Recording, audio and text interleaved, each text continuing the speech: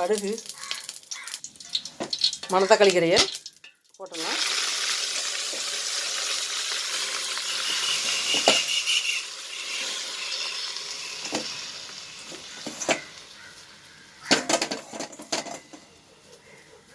Silver பாத்தில் வைக்கிறதுனால கடுகு வச்சு ஸ்டவ் ஆஃப் பண்ணி விட்டேன். ஏன்னா வந்து சட்டி ரொம்ப தீஞ்ச மாதிரி ஆயிடும் சில்வர் பாத்தில் சமையல் பண்ணுறதுனால. இப்போ ஆன் பண்ணிவிட்டேன். இப்போ ரொம்ப புகை புகையாக கிளம்பும் இந்த கீரையை போடும்போது.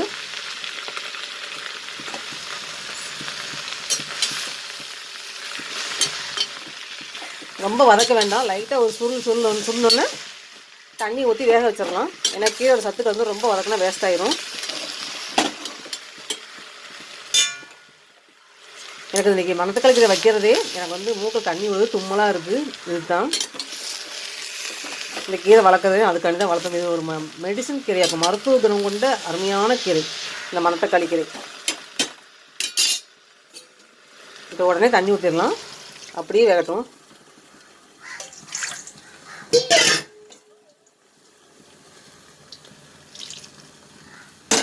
பொடியாக அரைஞ்சதுக்கப்புறம் வந்து கழுவலை, ஏன்னா சத்துக்கள்லாம் வீணாயிரும். அதனால் வெட்டுறதுக்கு முன்னாடி ஒரு 4 டைம் நல்லா சுத்தமாக வாஷ் பண்ணிடுச்சு.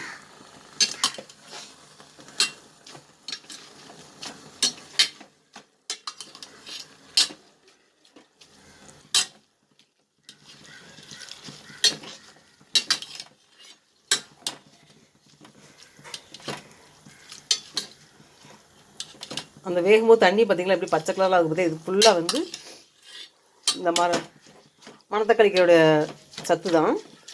அப்படியே மூடி போட்டு க்ளோஸ் பண்ணிடலாம். துவரம் பருப்பு 100 கிராம்,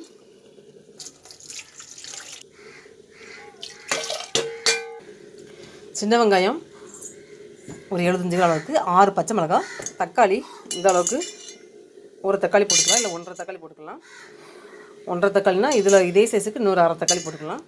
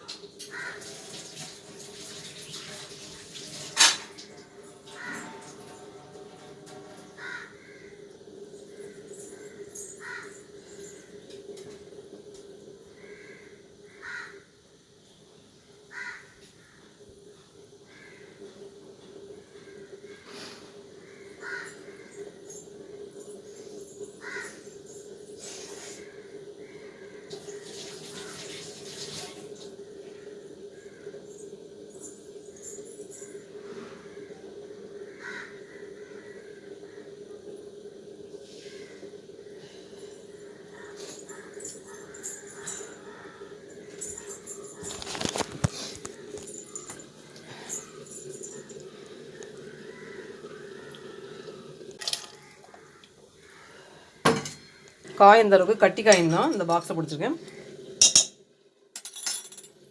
சீரகம், மஞ்சத்தூள் இந்த மாதிரி ஃபுல்லாக ஒரு வால் நிறைய அரைச்சி வச்சுருக்கேன்.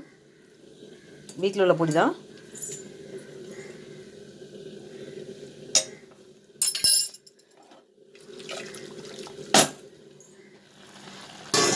மணத்தக்காளி கூட்டு செய்கிறது தான் இந்த மாதிரி பருப்பு வேக வச்சிட்ருக்கேன்.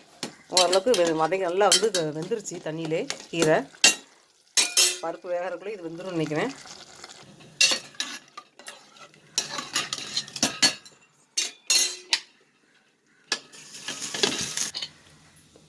பருப்பு வந்துருச்சு.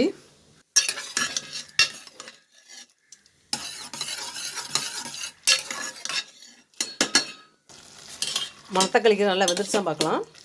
நல்லா வெந்துடணும். வீணாசு நல்லா அருமையாக வந்துருச்சு. இப்போது பருப்பு சேர்த்துக்கலாம்.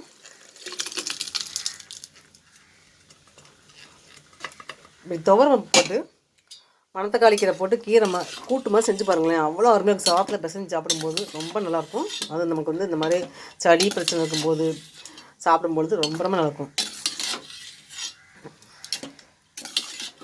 இது கீரையும் பருப்பும் நல்லா மிக்ஸ் ஆகணும். அந்த பருப்போட டேஸ்ட்லாம் அந்த கீரையில் சேரணும். நமக்கு அந்த கீரை கசப்பாகவே தெரியாது. குழந்தைகளும் தான் பெரியவங்களே நல்லா சாப்பிடக்கூடிய அருமையான கீரைன்னு சொல்லலாம் இந்த மணத்தக்காளி கீரையை. உப்பு சேர்த்துடலாம். நான் உப்பு ஜாடியில் வந்து இப்படி மர ஸ்பூன் தான் போட்டிருக்கேன். ஏன்னா வந்து இதான் வந்து நமக்கு வந்து ரொம்ப ரொம்ப உடம்பு ஹெல்த் பண்ணும். இதே சில்வர் ஸ்பூன் போட்டோம் வச்சுங்களேன், அப்படி துருப்பிடிச்ச மாதிரி உப்பில் போட்டாலே. அதான் வந்து உப்பு மட்டும் பார்த்துக்கணும். இவ்வளோ தான் செஞ்ச வேலைலாம் வேஸ்ட்டாக போயிருப்போம். உப்பு அதிகம் போட்டோம் வச்சுக்கலாம், சாப்பிட முடியாமல் போயிடும். குறைய இருந்தால் கூட நம்ம வந்து டேஸ்ட் பார்த்து வேணால் போட்டுக்கலாம், அதிகம் மட்டும் போட்டக்கூடாது.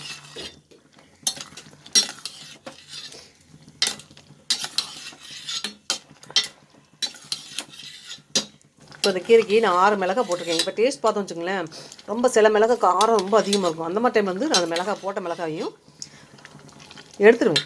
ஒரு 2-3 எடுத்து வச்சுக்கலாம், அந்த காரம் வந்து ரொம்ப சேராது. ஒவ்வொரு மிளகாய் காரமே இருக்காது. சில மிளகாய் வந்து கம்மியாக போட கூட பயங்கர காரமாக தெரியும்.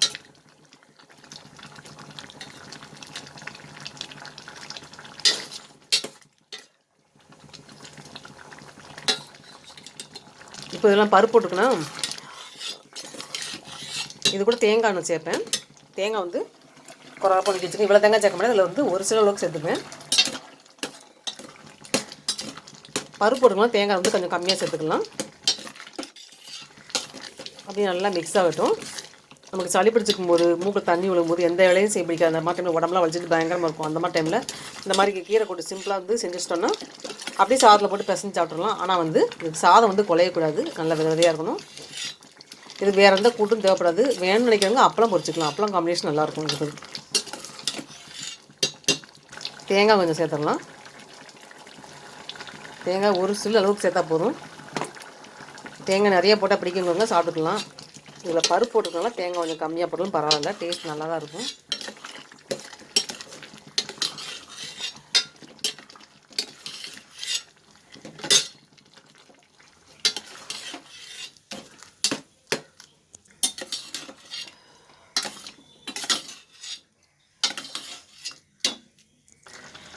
மணத்தக்காளி கீரை கூட்டு ரெடி ஆயிடுச்சு. இந்த மணத்தக்காளி கீரை வயிற்றுப்புண்ணுக்கும் வாய்ப்புண்ணுக்கும் ரொம்ப ரொம்ப நல்லது. அல்சருக்கும் ரொம்ப ரொம்ப நல்லது. சளி பிரச்சனைக்கும் சாப்பிடக்கூடிய அருமையான கீரைன்னு சொல்லலாம். காய்ச்சல், தலைவலி, தலையில் நீர் கோத்தல், அவ்வளோ பிரச்சனைக்கும் நல்ல ஒரு தீர்வுடன் இந்த மணத்தக்காளி கீரை சொல்லலாம். கீரையிலே ஒரு அருமையான கீரை இந்த கீரை சொல்லலாம். மணத்தக்காளி கீரை ஒரு மருத்துவ குணம் கொண்ட அருமையான கீரை சொல்லலாம். வீட்டில் நிறைய பேர் இருக்காங்கன்னா இந்த மாதிரி ஸ்டேஜில் ஆஃப் பண்ணிடலாம். எல்லா ஊற்றி சாப்பிட்டா கரெக்டாக இருக்கும். கொஞ்சம் இன்னும் திக்காக வேணும்னா இந்த கிரேவி பத்தை வந்து அப்படியே வற்ற விட்டுறலாம், இன்னும் கொஞ்சம் கெட்டியாகும். அவ்வளோதான், செஞ்சு முடிச்சாச்சு. மணத்தக்காளி கீரை கூட்டு. துவரம்பருப்பு போட்டு செஞ்சால் அது ஒரு டேஸ்ட்டு, பாசிப்பருப்பு போட்டு அது ஒரு டேஸ்ட். ஓகேவா? மணத்தக்காளி கீரை கூட்டு ரெடி ஆயிடுச்சு. பார்க்கலாமா?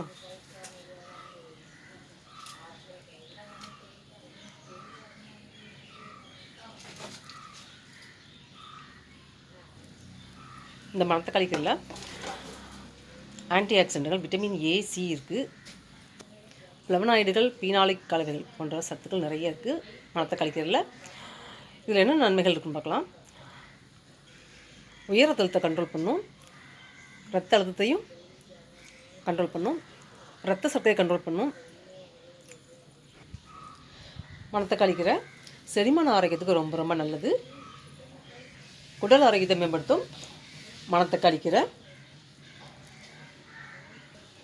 விட்டமின் ஏ இருக்கனால வயதானால் ஏற்படக்கூடிய கண் நோய்களை வந்து வராமல் தடுக்கும். கண் பாதுகாப்புக்கு ரொம்ப நல்லது. கண் பார்வை தெளிவு பெற மணத்தக்காளி கீரை சாப்பிட்லாம். மணத்தக்காளி கீரையில் ஃபைபர் கண்டென்ட் இருக்கனால மலச்சிக்கலை போக்கி செரிமானத்தை மேம்படுத்தும். குடல் ஆரோக்கியத்துக்கு ரொம்ப நல்லது. பசியை தூண்டும் தன்மையுடையது மணத்தக்காளி கீரை. வயிற்றுக்கோளாறுகளை சரி பண்ணும். பூஞ்சை எதிர்ப்பு பண்புகளுடைய மணத்தக்காளி கீரை அலர்ஜியை போக்கும் தன்மையுடையது. அரிப்பு தொடர்பான தோல் அலர்ஜி நீக்கும் தன்மையுடையது. தோல் நோய் தொற்றுகளை